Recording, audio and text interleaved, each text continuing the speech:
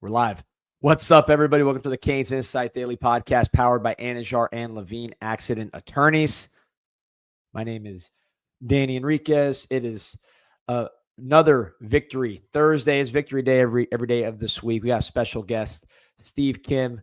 We'll be talking to him. Like Canes Cat mentioned, he's up at 5 a.m. his time. No Cuban time. Let's roll. Let's get going. We're off mute. We are rocking and rolling here. First, I want to talk about some folks that are always rock and rolling. That is Andrade and Levine Accident Attorneys. If you or someone you care about has been injured in an accident, could be entitled to significant compensation. Dial 1-800-747-FREE, 1-800-747-3733. Take back control of your life with Andrade and Levine.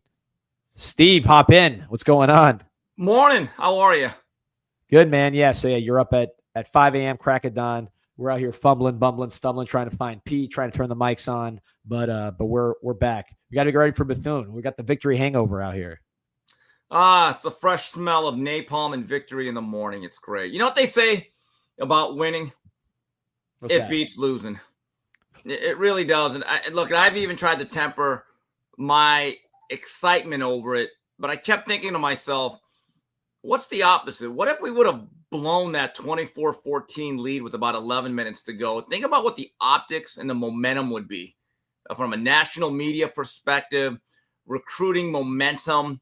I saw Coach Cristobal on with Pat McAfee, and I'm thinking, wow, this is pretty big here. And I don't think that they generally interview the coach that loses a big primetime game. And, you kind of go back 52 weeks.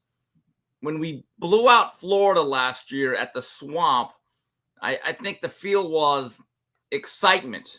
Like, wow, we got something here with Cam Ward. This is a little bit different, Danny. To me, this is assuredness that we are moving forward, that there is life after Cam Ward. And get this, we might actually be a better all-around squad. Yeah, I think we probably are, right? We look at that defensive front.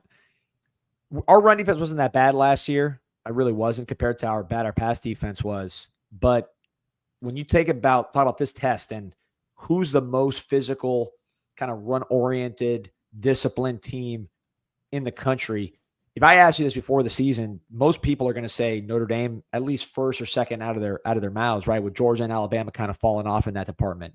But we saw that running game really do nothing against Miami, 78 yards for the running backs. Yeah. So just that fact alone, I think, if you're trying to test where Miami is from a physicality, run-stopping standpoint, which to me is still the barometer for national championship excellence, I think they passed that test pretty good. What do you see from the front? Well, the front was good. I only saw 2 times where plays bounced outside and they didn't turn it back in. And one of them was Jadarian Price, about a 30-yard run. And, Jeremiah Love was really a non-factor. Now, a lot of people are going to blame Denbrock for that play calling. I think if he had to do it all over again, he'd probably put the ball in his hands at least a half more dozen times. But defensively, you know what I loved about the game? And as someone that was at the Virginia Tech game last year's defense, Danny, I guarantee would have given up at least a field goal attempt. They would have bent and bent and bent, and they would have gotten to within field goal range, and then we're all holding our breath.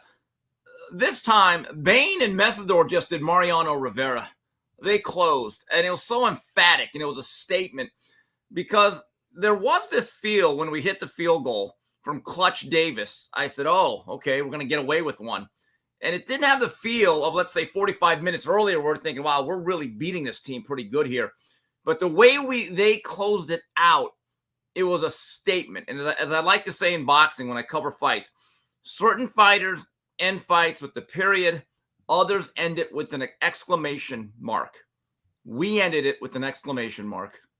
No question about it. And you think back to before the game, the thought process was we're catching CJ Carr early, right? He might be the reason that holds them back a little bit, but they have great receivers. They had Jaden Greathouse, who had gone insane in the playoffs. You have Malachi Fields, 6'4", 220 plus, going to be their contested catch guy, face on. So the conventional wisdom was their receivers were great, much improved.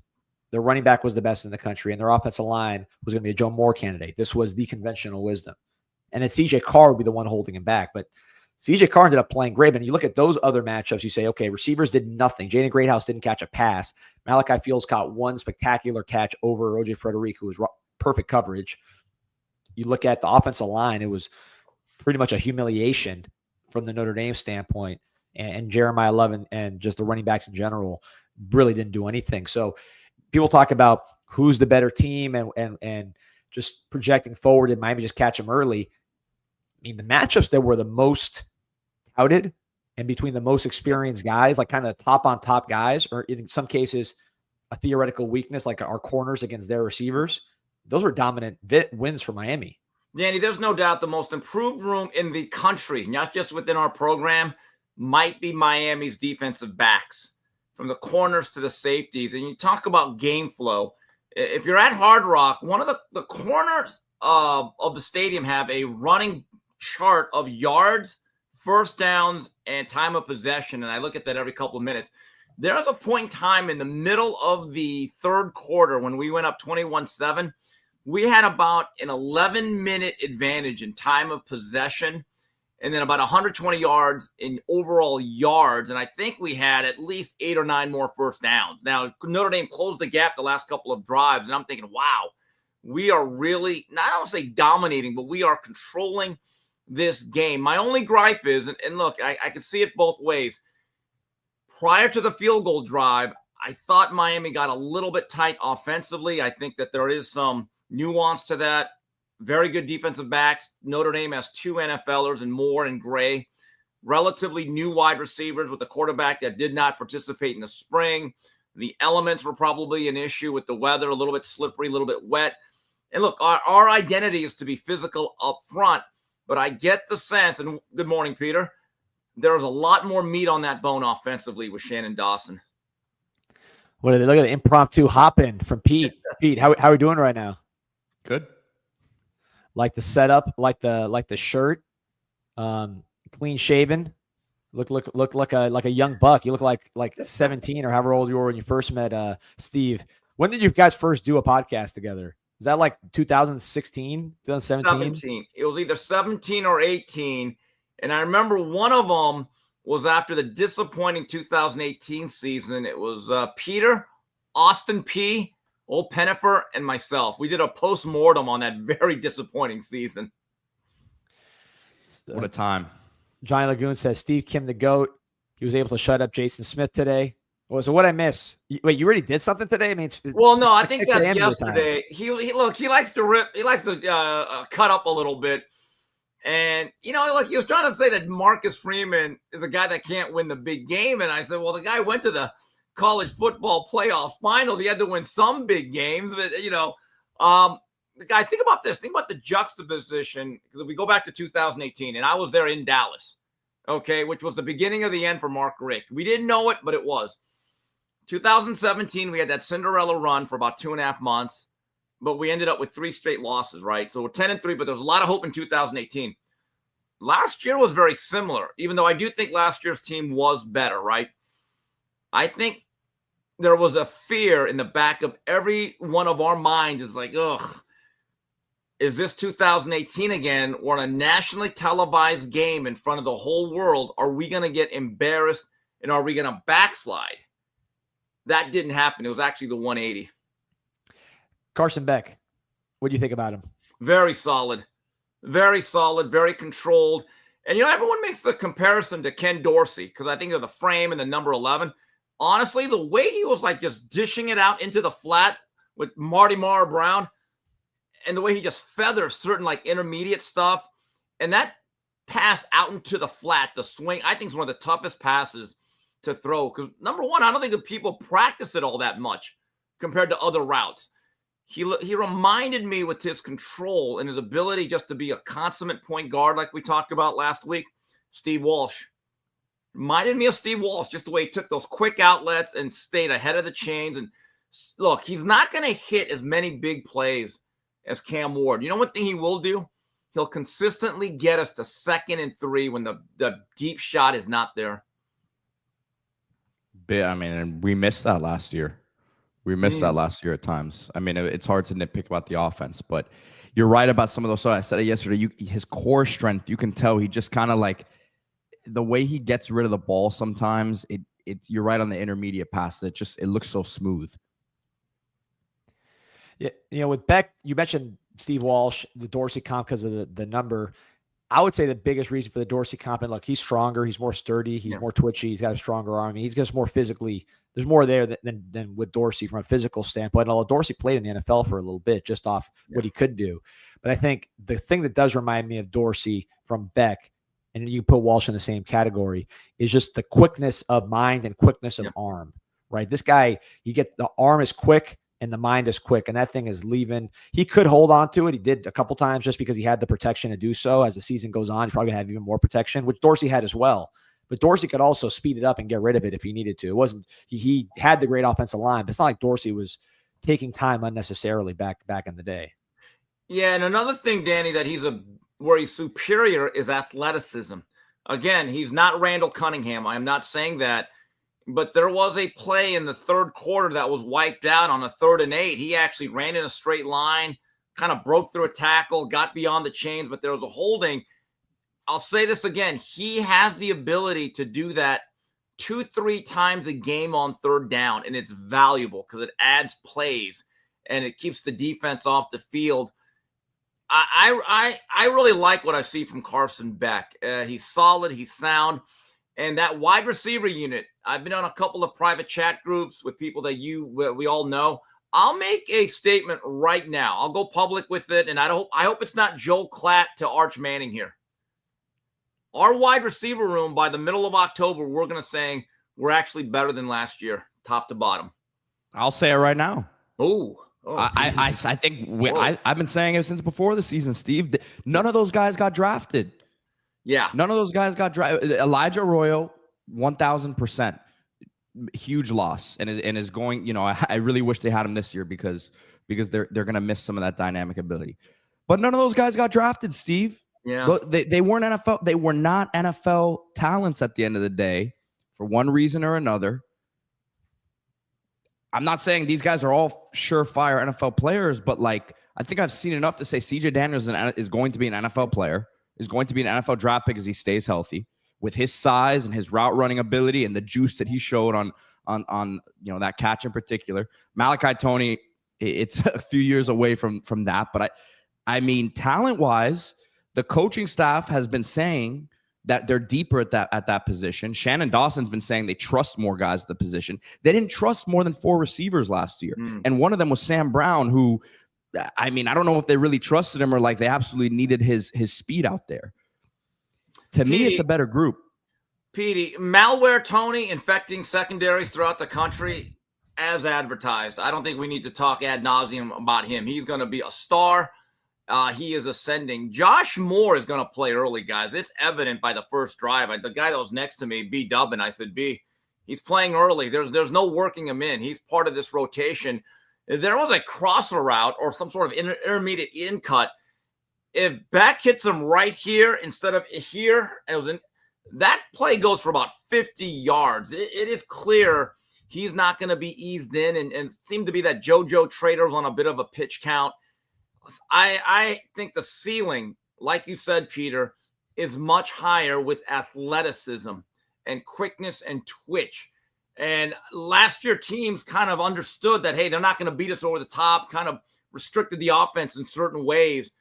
I actually think this offense, it would not surprise me to see them averaging high 30s, low 40s by the end of the year.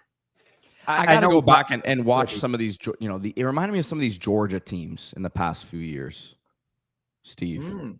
I mean, obviously you have Beck there, but the way that they, I got to look at the numbers, but they had Ladd McConkey, who looks like he's going to be a perennial 1,000-yard receiver for at least a few years. They had Brock Bowers, all-time great college tight end. And then the rest of receivers were kind of like Arian Smith, Lovett, guys who were guys, right? I also believe this, and I think that Carson's too nice to say it publicly. In his own mind, he's thinking, I love Todd Monken. I love Shannon Dawson. I'll just leave it at that. And then, Steve, let's also talk about Keelan Marion real quick, too. Yeah. We didn't mention him. I mean, I said it yesterday. The expectation coming over as a guy who really wasn't a pure receiver was, hey, he's your deep threat. You get him the ball a few times. And I think he only had 3 catches, 29 yards. But again, the way that the plays that he was making were not, easy catches necessarily. And he took the top off the defense with the pass interference there at the end that could have been 6. So yeah, a lot of comments here just about having to add more explosive plays, trying to get down the field more, trying to get Lofton the ball more. Lofton kind of polarizing guy because he hit such a great spring. Then camp banged up, doesn't do as much, comes in the game, has one big catch, but otherwise doesn't get the ball. When you look at the tape, you see sometimes he might be open, also had some blocks that he missed. So that's a name to watch. But Steve, I want to go back to Malachi Tony with your nickname. It's already catching on there. Malware Tony infecting the secondaries. You've seen all these receivers come through. I know there's been Santana Moss comparisons. I don't know if that's as fast, maybe more polished at a younger age, but who does he remind you of? That's an interesting. By the way, with that nickname, he needs to get an NIL with Norton or something. I've heard people say Kevin Williams, but Kevin was more of a gadget guy. He was our version of Rocket Ismail in that era of the multi-dimensional offensive weapon. And K-Dub, as much as I loved him, he's the best I've ever seen at the shuttle or the tunnel screen. He could not run routes the way Tony does right now. Kevin Williams was not what I'd call a precision route runner. Tony has an ability to understand leverage and his footwork. That whip route that he ran, that was unbelievable. You're like, wow, this guy's 17. I don't want to just, I would say a twitchier, step faster Xavier Restrepo. Yeah, former quarterback. You've made that comparison before. You've said he's a more talented Restrepo. Yeah, in terms of how he'd be used for us. Really the game comparison, I always got to compare guys to Hall of Famers. I compared him to Antonio Brown, but that one I actually believe, usually it's just kind of describe the style. That one I actually think is closer. So a lot of times I have to paraphrase or I have to disclaim and say, I'm not saying they're as good, but I'm just saying that they play similar styles. With him, that's more of a straight comparison. Not saying that Malachi is going to be a Hall of Famer, but I see a lot of similarities with the way their background, former quarterbacks, South Florida, their size, their speed. I don't think they're really one's much faster than the other. Their movement skills, they're just very, very similar approach. And Antonio Brown actually was tweeting about, I'll pull that tweet up now. I disagree with this comment. My Studio One Live says Malachi touchdown was an X-Man play, but he is not faster than X-Man. That's not. Malachi's not running a 4.9, man. Malachi's not running a 4.9. I'm sorry. He's not. Antonio Brown was a 4.47 guy. I don't know if he's that either right now, but he's not but Malachi's not a 4.4. Not a 4.9. No. This remains to be seen, but I get look at Xavier Restrepo in many ways was the prototypical 21st century slot receiver. You put him right in the slot. I get the sense with Tony, you can line him up a little bit more outside. You can line him up in more places and he'd be more effective than Restrepo. Now, again, I don't mean to demean Restrepo in any way. He's one of the all-time greats. 2,000-yard seasons. I don't think that may never be done again because that's not really all that that doesn't happen all that often in college. But I'm just telling you, you look at the twitch and the ability to just burst in short area spaces, which Restrepo was good at and Braxton Berrios was good at. Tony, in my view, might have more long speed. Yeah, there you go. There you see the Antonio Brown. It's hard to know what's actually his tweets and what someone's tweeting for him. And I think he's got a professional comedian or someone doing his Twitter and getting paid. Yeah, I don't know, D. I don't know if I'm taking this one with the most credence right here. I'm sorry, but hey, that's the comp. I do think there are some similarities there with Antonio Brown, just the way they operate, man. Because he's not going to run a 4.4, but he could run a 4.4, like 4.48. I could see him in that range. He's not going to be a 4.3 like Santana Moss. I don't see that. Definitely not a 4.8 like Restrepo. He's not a 4.8. I'm sorry. He weighs like 25 pounds less, I think, too, or 20 pounds less. So that's but maybe we'll see how he grows.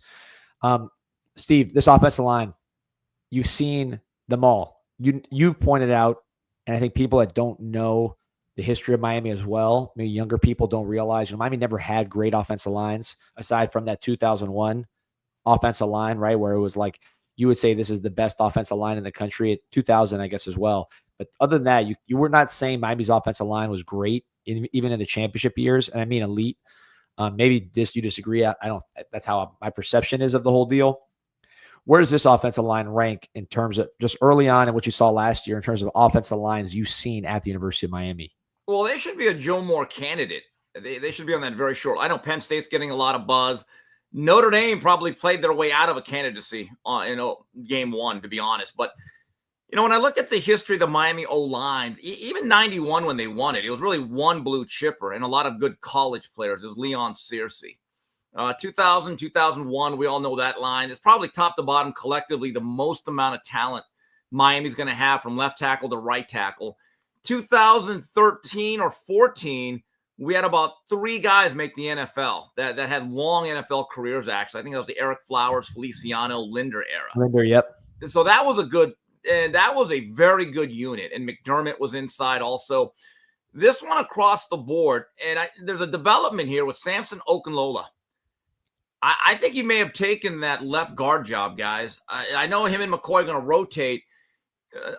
Pancake has finally arrived, and I don't mean finally, but it took him a little more time than Kiki Mawanoa. But you look at Mawanoa, should be if he could play tackle, it'll probably help his draft status. But he'll be a first rounder regardless. It looks like, the Big Markel. We're gonna see if he has the foot quickness to really play at the next level. He'll probably get drafted. Anez Cooper will get drafted. Brockermeyer will probably make an NFL camp like our last 2 centers. If Pancake can solidify that left guard spot, I'm just telling you, from 1 through 5, you'd be hard-pressed to find a line that was as talented across the board as this unit. Yeah, Pancake's going to be interesting to watch. I know they love Matt McCoy as well. They thought think he's a guy that could potentially go to the NFL this year. At least that's how they're operating, that's a chance based on how big he is and how athletic he is. So really interesting group for next year too, because now you get Samson back, hopefully with a year of experience, and he keeps playing it the way he's playing. You get McCoy back potentially, Ryan Rodriguez, Tommy Kinsler, will see him soon. We'll definitely see him this weekend against Bethune. So kind of setting the table for next year's offensive line, which I'm sure will include some expensive transfer portal guy. I'm guessing they'll be the top portal. I'll go get the top portal lineman in the available.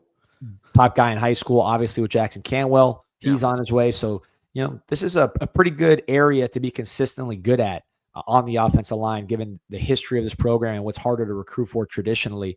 Real quick, just want to plug my guy, Lance Roffers, Hurricane Vision.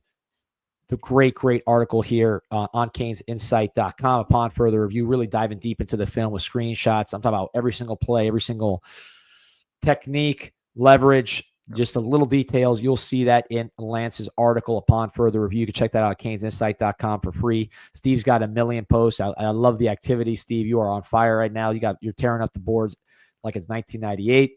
So you can check those out on CanesInsight.com for free.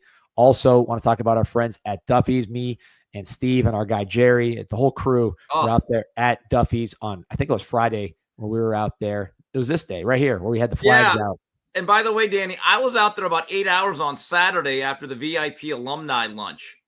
Oh, yeah. I had a great time, met some fans, and very great. In fact, you know what? They're moving on up like the Jeffersons. They're taking credit cards now. They got the new flat screens, new ownership, very good people.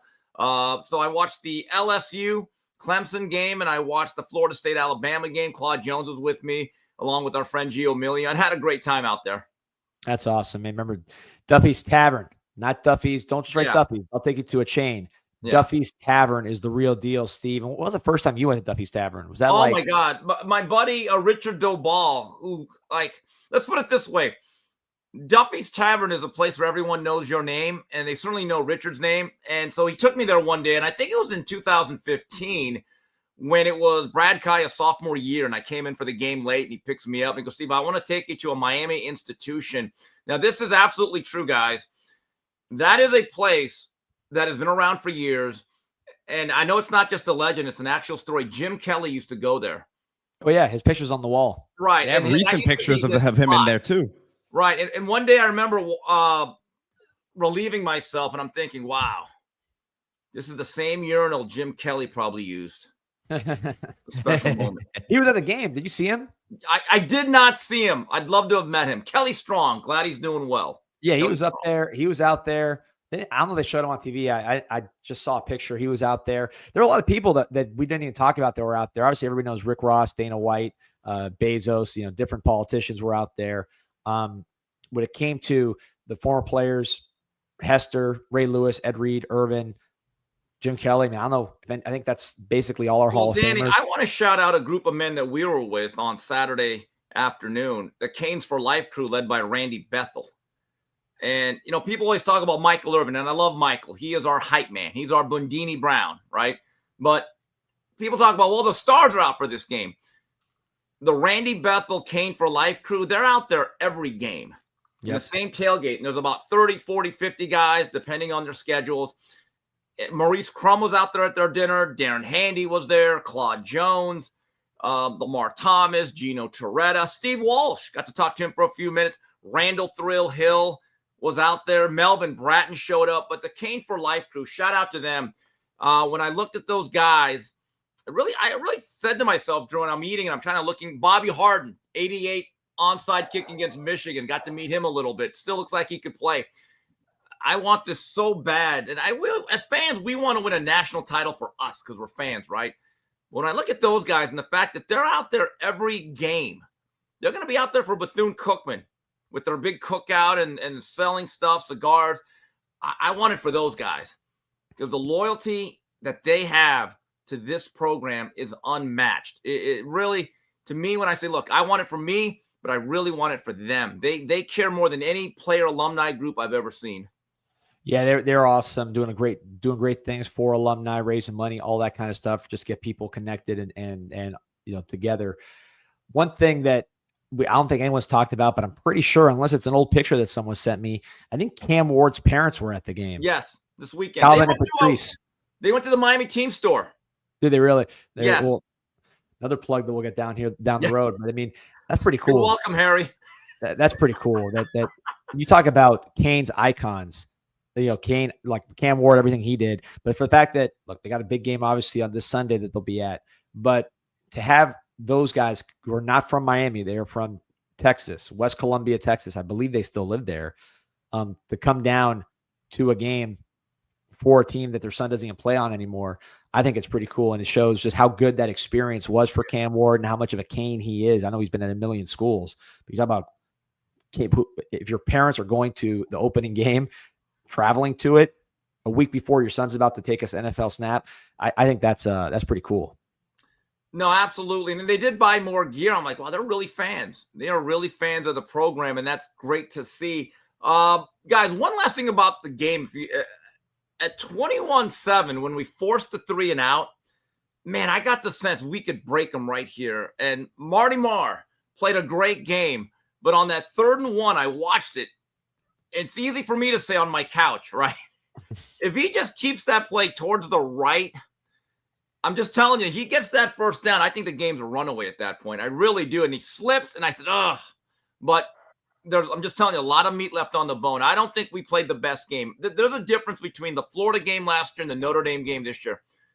The Florida game, in many ways, especially defensively, we reached our peak. I just get the sense we have not seen the best of this particular Miami Hurricane football team. Yeah, well, you hope so, right? It's the first game. I was going to say, I hope not, man, because although we've seen it go the other way. We've seen it, yeah. So, no, this is I agree with you though, Steve. It felt like for a second there it was gonna turn into what we saw last year, week 1.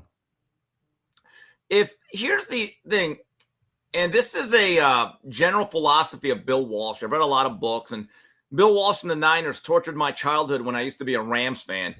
He always said, there's no offensive game plan I really have. My philosophy is never to establish the run. I don't believe, because I establish points. Because what I want to do by the last quarter is to be ahead by a couple of scores, and then I want to be able to do 2 things. Be able to run the ball late, but I want to have pass rusher so my defense never has to defend the run in the last 15 minutes of a game. So when you have guys like Bain, Messidor, and our new NASCAR package, Mario, I think, against other teams is going to say, let's get up 38-3. Let's make this game easy. If you give Bain and Messidor and Lightfoot and Justin Scott an ability to rush the passer for a whole quarter where there's only a throw game, they're going to devour people. Now, I understand Sunday night had to be a bit of a slugfest. It was different. That team was too good to do that to. But Tony Dungy also believed, given when he was with the Colts, we're on a fast track, and I have Dwight Freeney. I don't want Dwight Freeney in 17-13 games with 5 minutes to go. I want to be up 31-14 where Dwight Freeney never has to scrape. He can just rush the passer. So that's why Dee's gonna tell you that Bain is a complete player and can play against the run too, so he's better than Dwight. Well, he is an elite run defender. That is a fact. There's no doubt about that. But you ask any defensive lineman, they would much rather have it be 3rd and 9 up 17 in the last 10 minutes of a game. And by the way, if I look at this Miami team, you guys have said this for months. I wish we had one more body. Well, I'm worried about that second. I can't lie, Steve, and I'm going back on it again. Every time that second defensive line unit came in, it seemed like there was some positive momentum for Notre Dame. I'm concerned about that. Right. I wish we even had a guy like Jonathan Ford as another big body, right? Just anybody. I love that. Doesn't have to be Cortez, Kennedy, or Jerome Brown. We need another quality big body. And if you really think you're a playoff team, guys, we have to update the shirts. One of them I have 15-0. Yeah. No, you got to be 16 and 17 and whatever losses you have, with Ohio State last year twice. So the way you mitigate a lack of enough big bodies, play from ahead. You play from ahead.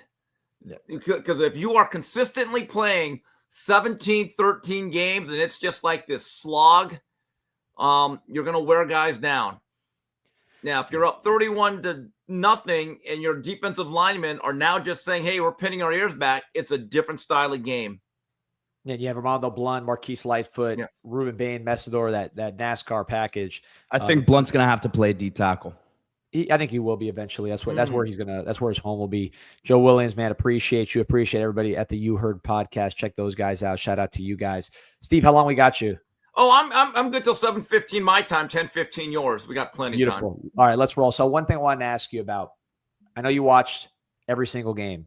That was a big game, right? This weekend. You were out there at Duffy's, just plopped. You saw all the teams. It's not your first rodeo. You've been around. You've seen college football, not just the Canes, but you're a very avid college football watcher. I know that. We played on Sunday as well, so you had a chance to see really everybody with full attention. You're not just kind of at a tailgate looking at the corner of your eye. You're able to see these games. Having seen basically everybody, I know not everybody played the same level of competition.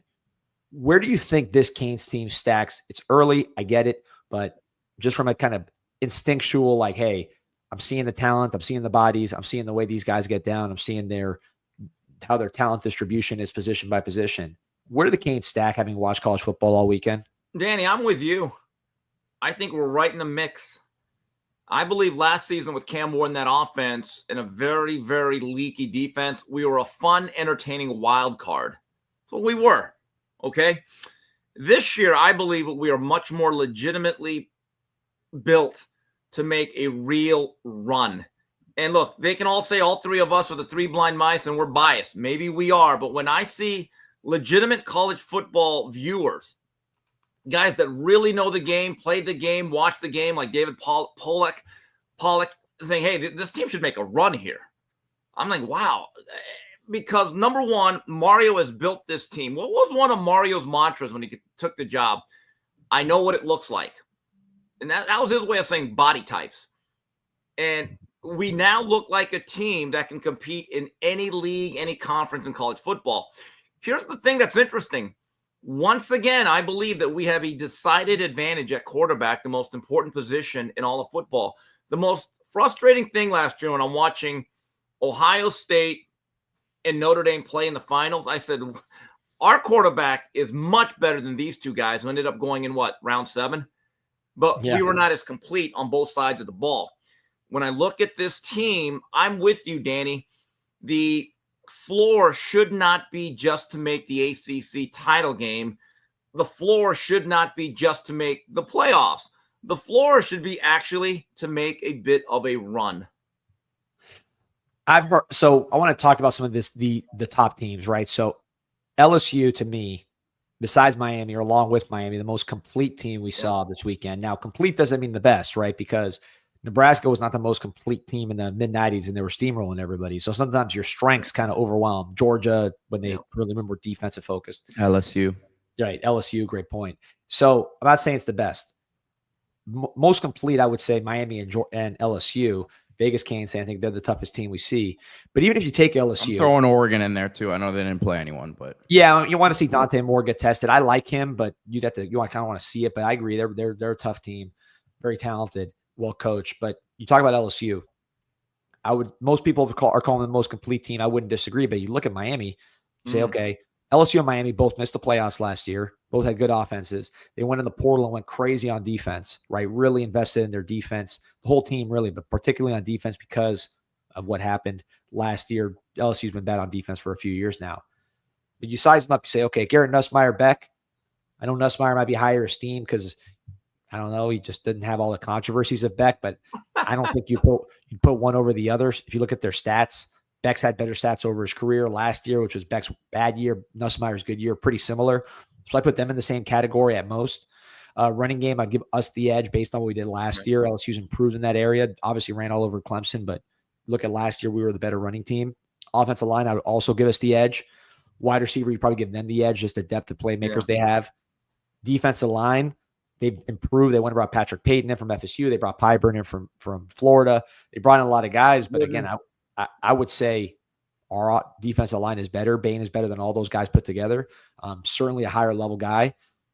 Linebacker, they got good ones with Weeks.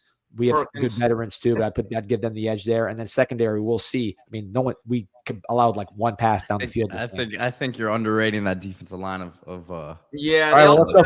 They were getting after it the other night, man. Sheesh. From USF, Gooden. He's okay.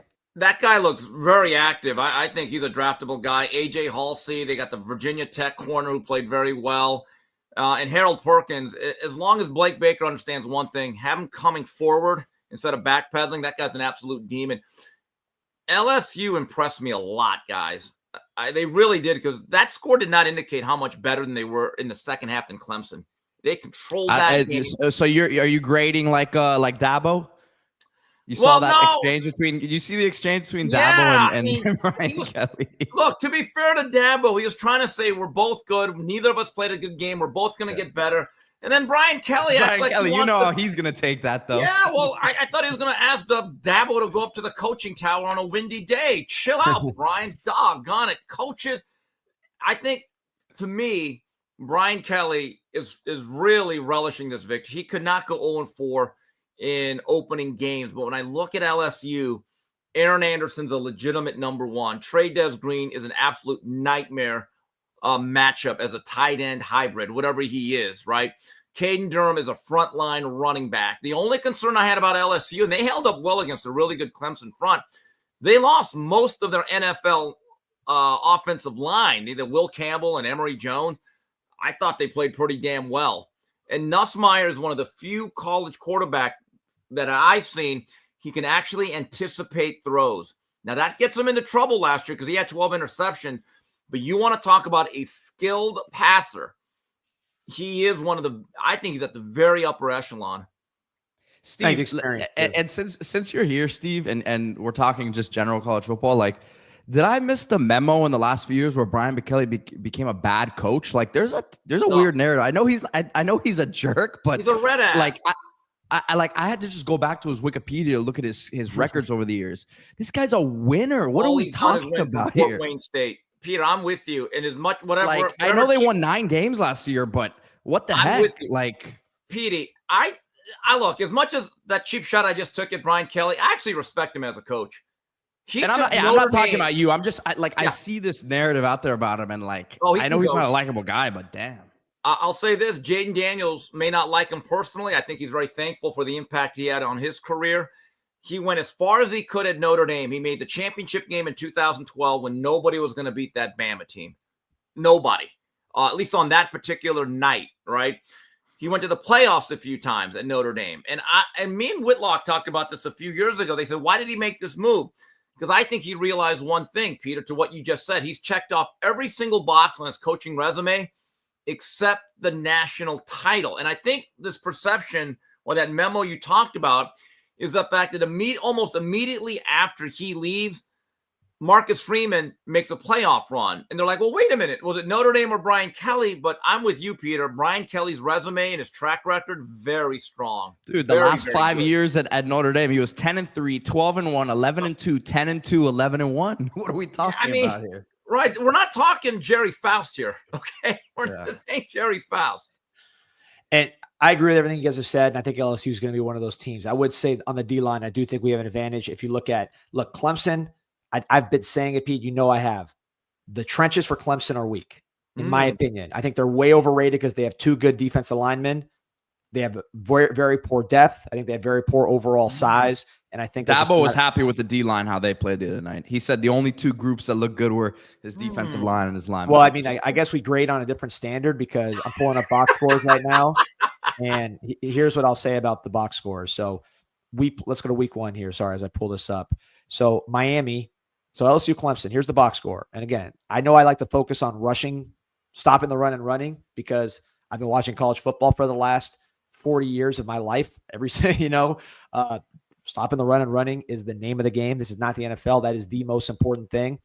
So I'm pulling up the stats. You want to hear Clemson's running back, what he did. This is more about their offensive line versus LSU's defensive line, but I'll get to the other part. So Adam Randall, the starting running back for Clemson, 5 carries, 16 yards. Okay. So then you look at LSU. Durham had 74 yards. They had another guy that had 26 yards. Overall, as a team, LSU rushed for 108 yards, and Clemson ran for 31 yards. So more than 3 times as many yards, LSU to Clemson. Yeah, in the second half. And Danny, to your point, I was mystified, and I wanted the ACC to have a good weekend. And I thought, man, if they win, and then Miami wins, a great weekend, right? But that catch in the corner, I think it was by Aaron Anderson. I mean, I thought at worst LSU was getting the ball at the 1-inch line. So, Delphi's drinking a few Guinness. And when I saw the referee say incomplete, I couldn't believe it. I thought that was a catch, clean. And I thought his foot might have been out of bounds, like I said, at the 1. If that is called the other way, that game becomes a runaway because now LSU can play completely downhill defensively. Yeah, just switching gears to our game. So Notre Dame, we look back at last year. Miami and Notre Dame both had top 5 rushing offenses in terms of efficiency, right? Top 5 in the country, including G5 teams that are playing weird kind of gimmicky offenses. We are top 5, both of us, in running efficiency, yards per carry in the country. The game happens, and by Notre Dame's also very good on defense last year, as we know, one of the best defenses in the country, if not the best, and they bring back a lot of guys. Notre Dame ran for 93 yards, which included 16 from their quarterback. Yeah. Miami ran for 119 yards, which included -2 from their quarterback. So from running backs alone, you're talking about. And the punter had -2 yards. So Miami's running backs ran for 123 yards. Notre Dame's running backs ran for 78 yards. So when you talk about stopping the run against an elite running game last year and projected this year, projected number 1 running back to be picked. When you talk about running the ball against what was projected to be an elite defense, with, by the way, our first string running back injured in the first quarter and didn't even play. Our 3rd running back was the one running towards the end, Marty Brown. I don't know how you walk out of this not saying that Miami was extremely impressive running the ball and stopping the run, given the opponent and the style of game that they played. I have a question, guys, and I said something on my post-game thoughts. I tweeted out on CanesInSight. I think most people disagree. So Jordan Lyle is our starter alongside Mark Fletcher, and Marty Marr is our 3rd back. Based on what I saw, and again, it was a wet track. Maybe those other 2 guys are mutters, the bigger guys. I wonder if we're better off hammering teams early with Fletcher and Brown and then having Jordan Lyle be the cleanup back. I still remember how effective Travis Homer was late in games in 2017 as our speed back after Mark Walton would soften up defenses. I remember James Jackson early on in his career. He'd come in after Edgerrin James, and he would break off a lot of runs. I always thought James Jackson was better as a second back than he was as a starter, and he was pretty good as a starter. I think it's going to be interesting to see how they handle that running back rotation moving forward. I think Marty Brown probably reaped some of the benefits of the way Fletcher softened them up, too. Yeah. I think that's I think there's something to be said there. Wasn't a great game for Lyle. I think he got banged up there early. It more than that though. It just didn't seem like he was seeing the hole as well. Like he wasn't as decisive as these other guys. That's from what I saw. I don't know if you guys would agree with that. I'm not too worried about him. I still think he's going to be a premier back, and he gives you some more juice. Like Marty Brown has some real juice, and Fletcher has juice in a different way. Just because, like I've always said it with him, he's not a speedster, but he takes 2 steps and he's got 5 yards. So that element of it brings you something different. But yeah, that'll be interesting. I think you saw Marty also looked real. He looked like he had a little bit more explosiveness because he was fresh at the end of the game there. Yeah, and Peter, his hands, I did not know he can catch the ball so naturally. There are certain running backs that are allergic to catching passes. They fight the ball. Marty Marr has mitts. He has nice, soft mitts.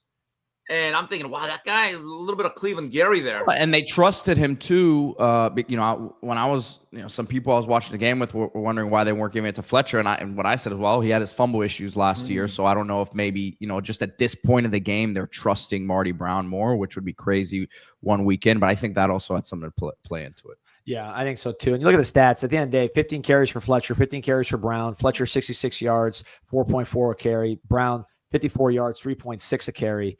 Both guys I thought were very effective given the context of the game. And Steve, make a great point about Jordan Lyle potentially at the end of games last year, right? We had Damian Martinez and we had Fletcher. And there were a couple times where teams got so tired of tackling those guys. It was either Lyle's the beneficiary. I think A.J. Allen, too, in one of these blowout games had like a 90-yard, 80-yard kind of run because these guys just get so tired of tackling these big guys. Damian Martinez got cut from the practice squad, by the way. What's going on there? That seems unusual. It's tough. I still think he has an NFL career ahead of him, but these running backs are looked upon as so disposable. But you looked at Jordan Lyle last year. I remember him, that absolute burst he showed against USF, which put us over the 50-burger, right?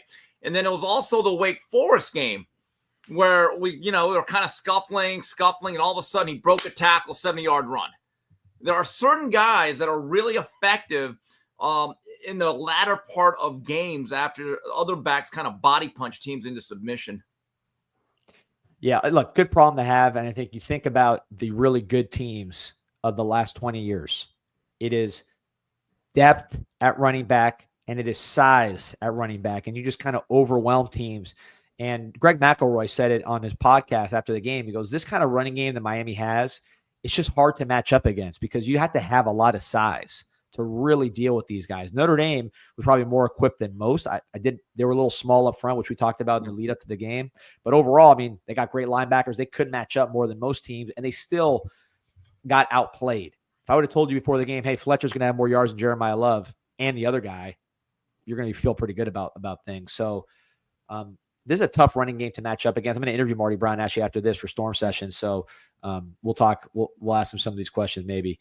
But Steve, going forward, there's a pretty tough slate here. Bethune. Then you go USF, who looked really, really good against Boise State. It's going to be very motivated. I'm not worried about that one, man. You guys can worry about that one. I'm not. I'm worried about being stretched out in that game. That's a tough offense as a veteran quarterback. Quick tempo. They gave us. Guess what? We got a quarterback who can slow it down now. We got a QB who can slow it down now, though. That's true. Well, I think that's going to play a part of it. Slow it down when you need to, kind of, not let them get into that rhythm. I think defensively, it just, man, they're going to be able to get some stops. I'm sorry. I don't see it with a quarterback who doesn't have the ability to throw the ball downfield. Cam Morris slowed down the offense too when he was, when the receivers were handing the ball to the ref after a touchdown. So yeah, but I hear what you're saying. I would like some nice long drives this year, though. I think that's how you keep. If we're being real, though, D, I understand you don't want to compare it to last year, but that's a part of things here. It really is. Like that defense, for as bad as they were, the offense would go down the field so quickly, and they just get back out there. I think that will help the defense this year. But UF, FSU, you saw FSU. Obviously, UF, what they do. How do you see, just looking forward? The team can't look forward, but we can. We're fans. And what do you see with this little stretch here? Look, first 8 games all the way to November 1st. They don't leave Florida. Okay. And then the last 7, I don't understand how. I want to know who's doing the schedule at the ACC. I've never seen 2 bye weeks in a 3-week stretch, right? Before and after FSU. And then the 7-week stretch, I won't say it's a gauntlet, but the last 2 games are on cold weather venues, Virginia Tech and Pitt. Pitt, I still have memories of 2017. And by the way, the weather can be a factor. I was actually there for our last Big East game in 2003. Guys, it's the coldest I've ever been as a human being. That was the last game for Sean Taylor and Trell Roll. They just put the clamps on Larry Fitzgerald. Guys, it was literally 12 degrees and windy the whole weekend. It was Thanksgiving of 2004. It was so cold that for the tailgate, you didn't even need ice chests for your beer. You just left it out there, and it was cold. I've never actually been cold after that weekend, so you don't know what could happen there. Big Rutherford at QB. Malik Rutherford. In fact, they drove down the first drive and made it 7-0. You're thinking, oh boy, here we go. And that was the game that Tyrone Moss really took over offensively. Then we hit a deep shot to Sonoris Moss. Brock Berlin actually played pretty well. But that could be a factor. I actually, someone brought up a great point on your board, Danny, when I talked about the schedule. They said, everyone's making a big deal as if the first 8 weeks being in Florida is some sort of advantage to us. This guy said, no, I'd rather have our home game spread out on the back end so these teams have to come down south to face our heat and humidity. That's a great point. I agree. Yeah, Vincent Jenko says, what's up, D-Money? Joining for my second period world history class. Can you guys give us a quick shout out? It's all about the U. Shout out to second period. Yeah, and get back to your book. My God, and education is important. Come on now. But good luck to you in your test. Yeah, I don't think these kids are learning too much. I think he's a teacher. I think this is his class that he's teaching. So shout out to. Is he really? Okay, all right. So those kids really are learning. Maybe I'm wrong. Shout out to second period. Bethune, someone was asked about the Bethune game. I mean, they had a tough time going to Pitbull Stadium. I know it's a tough place to play at the Pit, but 223 rushing yards allowed. It's going to be a tough sledding against Miami's backs. I think really we talked about it. Stay healthy, obviously. Yeah. Try to maybe get Lofton going, get Trader going, just get that chemistry going with those 2 guys, and then running game, maybe Pringle, maybe Chris Wheatley Humphrey. If Lyle's playing, get Lyle going. Just kind of get guys going Danny, that you're going to need. This may not be a popular thing to say. I think there's great value to games like this. I think every year I want to play a game like this. Because I actually, so did Howard Schnellenberger, by the way, when he formulated our schedules before Jankovic. He felt as though you needed a couple of games where you get to not get pounded on physically, but you got to find out who can play. Guys, in this new era where it's not just 12-0, it's not just 15 games, and you're playing 17 games, I actually think you need one more live usable player at every position room. So you got to find out who can play, even if it's just for 3 to 5 snaps a game. I'd like to see Carson Beck play maybe a quarter and a half, and let's see Emory get some reps. Let's get all the young guys out there, and let's see who can actually earn a place in the rotation down the line, because you have 85 scholarships, right? And there used to be a theory, well, you need about 60 guys that can really play any type of role. I think now you need about 70. You can't have that much dead weight. That's play, I think. Yeah, you had 53. Sorry to cut you off, Steve. Game 1. Right. So that's game 1. Right. Let's get about 75 into 80. Let's clear out the bench and let's see who can actually play a specific defined role. In my view, in the era of the NIL and the transfer portal, the days of just redshirting your whole class outside of 1 or 2 guys, in my view, is over. John Z is asking a question that I actually got to on my Discord last week. He's asking, why is Bain wearing that arm brace if he's dealing with something? Don't play until USF. And the Canes football account was posting pictures of him in this practice. I asked one of my lineman clients about this, and what he told me is a lot of times these pass rushers, they get you're stretching the arm out repetitively, and you're taking a lot of force on that elbow. It's more of a preventative thing a lot of times. So I don't think that they would have been posting pictures with it if it was an issue. I'm going to go old school 80s WWF reference. It's like Iron Mike Sharp. He was always rehabbing his forearms. So that's what it is. It's like he's just rehabbing. Iron Mike Sharp. Remember him? Well, and they always would have like metal plates in their forearm, or like they would use it as a weapon. Or hide their shiv, or the foreign object. Yes, he's the Iron Mike Sharp of Miami football, Ruben Bain. I love it. Quick shout out, by the way, to our favorite social drink, which would be Buzzin' Real THC infused seltzer, 7.5 milligrams of real THC, brighten the vibe. You don't have to be with Steve on the West Coast to enjoy a Buzzin'. You can enjoy them right here in the state of Florida. Big Daddy's Liquors, which you know very well. Everybody, they're all over the state, all over South Florida. You can go there and grab Buzzin' right there in person. If you want to order it online, drinkbuzzin.com. That's BUZZN.com. Use code FIRST50 for 50% off your first order. Drinkbuzzin, BUZZN.com. Had a few of these after the game yesterday. I should have had it before because that was a wreck. Hey guys, before I get out of here, I saw the excellent interview you did with my guy Amon Richards, and I have a few suggestions. And I know Danny, Peter, you guys are connected, so I'm just a jabroni. I'm just a fan, so I want to have you guys send this up the ladder. Just a few recommendations and critiques for the game day experience at Hard Rock, and I'll be back September 20th. So a couple things here. You guys brought up the DJ. I thought he was okay, but let me go all Norm Chow and coordinate a little bit better for him. Or Gary Stevens, really. I thought he was okay, but Sweet Caroline. Now, we got into it. Man, when I think of Sweet Caroline, the song, I think of boxing in Britain with Matchroom shows with Eddie Hearn. That's like their thing in Britain, Sweet Caroline. I don't think it really fits Miami. I don't know about that one. So this is what I would use as staples, right? Joe Gibbs had the counter tray. Vince Lombardi had the power suite. Every DJ that's going to play at Hard Rock during one of our big games, you got to have these songs on. The song from the Scarface soundtrack, Take It to the Limit. Yep. My favorite part of that whole movie when they're money laundering and Tony Montana's making a move up. Take It to the Limit. And I think Rick Ross did like a remake of it. You could even use that one. Yeah, that gets you in the mood. You just think of Miami and Cocaine Cowboys. It's great. Other song. I get it. Fresh Prince. Will Smith. I know Jada's making his life hell. But you know what? Miami was a good song. Miami, it's perfect for us. It's family friendly. It's catchy. It's a good tune. That's got to be there. Now, here's a song that was played last year during, I think, the Florida State game, and the crowd got into it. The Rough Rider Anthem by DMX. Yep.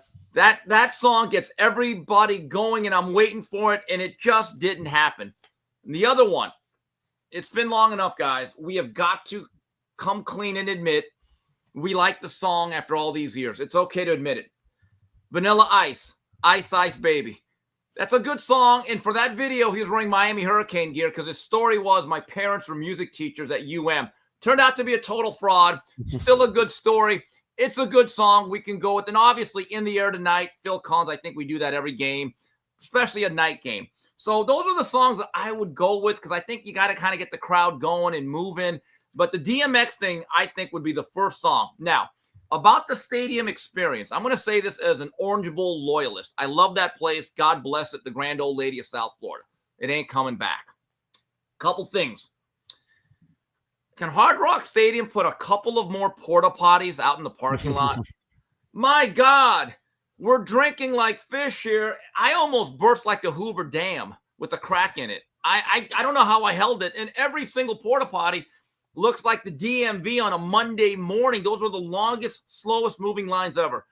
So for the big games, when you have over 60,000, a couple dozen more porta potties strategically placed would not hurt. Last thing, I collect plastic souvenir cups from every road game I go to. Oklahoma, Clemson, I have them all. I get it, this is not our stadium.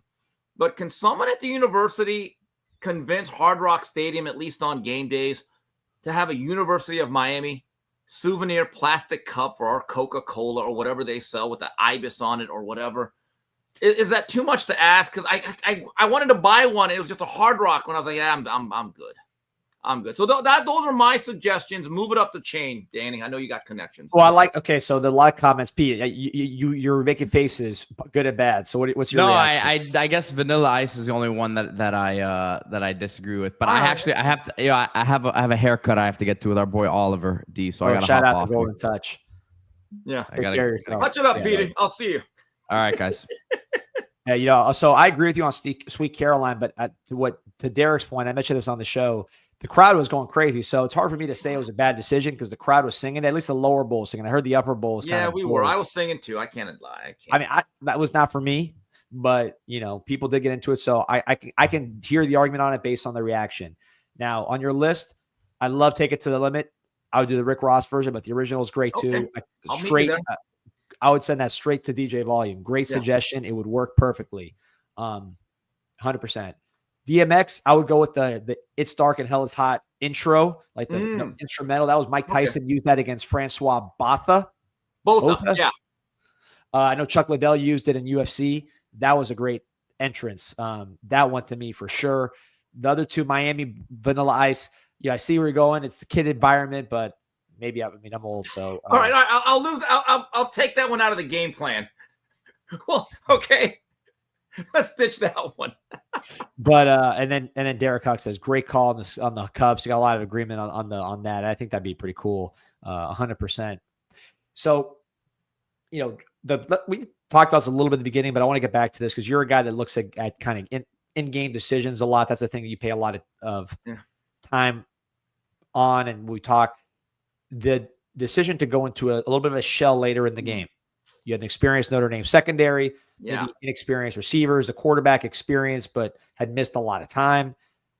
They obviously trusted the running game over the passing game in that situation. Didn't want to turn it over. We know I've explained the rationale, at least from what I could see, and I think that makes sense.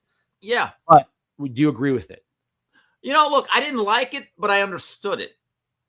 And again, it's easy for us to say in hindsight, but I really felt, again, we're paying Carson Beck a lot of money. He's played a good game. He was pretty clean. But I'm not outraged by what we did. I actually understood it. I think against other teams, it's going to work because we're going to gash them for 6-8 yards. Notre Dame is just a gritty, gutty, well-coached unit. And I still think they're going to make a run for the playoffs. Now, they have to beat A&M in a couple of weeks. That becomes kind of a must-win for them. But I do understand that there's a philosophy, there's an identity that Mario Cristobal wants to have. So I get it. But I do think if, let's say, this was week 5 and we have a lot more snaps under our belt and JoJo Trader's healthy, Malachi Tony keeps doing what he does, we develop more trust, and Lofton is a healthier version, my feel is our play calling from Shannon Dawson would be different at that point in time. Yeah, I tend to agree with you 100%. I think we'll see over the course of the year. We got some tests coming up here, obviously. Cognizant is saying, I was hanging with Steve Aoki on Saturday for his performance. He lives in Vegas. He's just here a lot because he plays at Dare like crazy. I think he's from Miami. I wonder if he's a Canes fan. Steve Aoki. Are you a techno guy, Steve? Not really. No, he sounds Japanese though. Aoki. That's a Japanese name, right? Yeah. Okay. So is that automatic beef from you? No, not really. We've gotten over the 40s. We're fine. Yeah, I've heard that, but then I heard that in like baseball that the Japanese, they play a very traditional style. Yeah, that's hitting. And the Koreans, I heard they do the bat flips and the home runs just to kind of do the opposite of what the Japanese do. So it's but you know what? One thing about Asians, once we get to America, we're Americanized. I mean, honestly, closest thing I am to being Korean, I still have a Samsung phone. That's not it. Danny, one last thing before I get out. I go to Coach JB's show. I had the great honor on Saturday at that VIP. By the way, great job emceeing that, Danny. He did a hell of a job there. Okay. I had the honor of meeting John Routh, the one and only original greatest Ibis. Wow.